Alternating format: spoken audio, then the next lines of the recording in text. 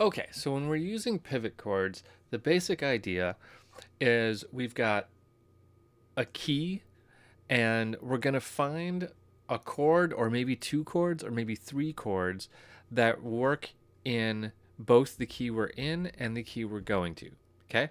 So, for example, let's just write some text here. Staff text.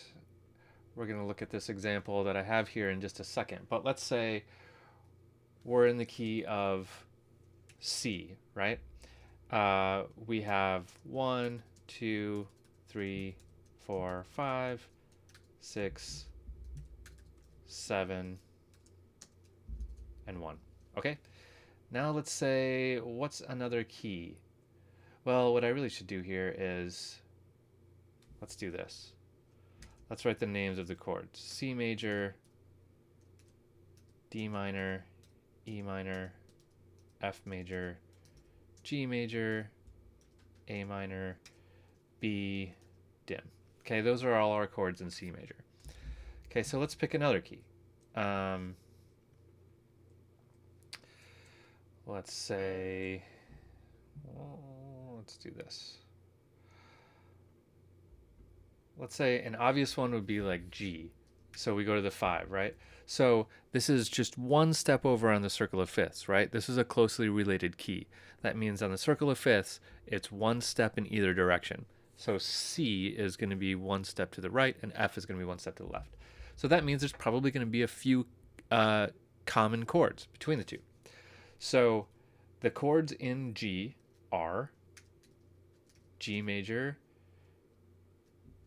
A minor, B minor, D major. Oh, what am I doing? Not D is not after B.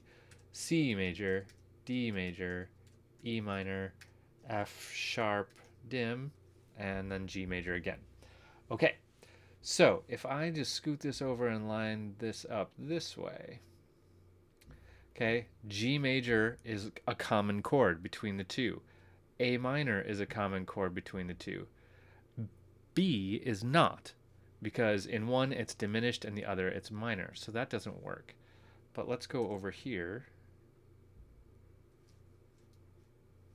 Let's see, let's do this.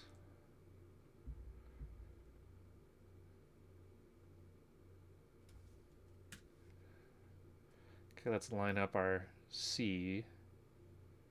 Okay, C major is also a common chord. D is not a common chord because in C it's minor and in G it's major. Okay, so D doesn't work. E minor works because it is a common chord in both. F is not a common chord because it's F major in one and F sharp diminished in the other. So F is definitely not. So what we could do, just to make this a little bit easier looking, is let's do this. Let's just put this kind of out of order. Okay, so the chords in G starting on C, just so that they're lined up here. C major, D minor, E minor, F. Just gonna space things so that they line up. There we go. Okay, so C major is in common, D is not. E minor is in common, F is not, or F sharp. G major is, A minor is. So we have 1, 2, 3, 4 chords in common between the two keys, okay? That means we have 4 potential pivot chords. We have 4 chords that we could do something in C major, get to, for example, an E minor chord, and then after we do something using the E minor chord, we then continue on through a chord progression in G and we do a cadence to G major, right? That means E minor was our pivot chord.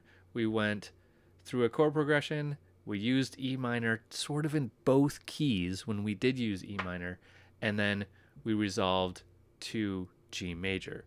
therefore making E minor the pivot chord. Okay?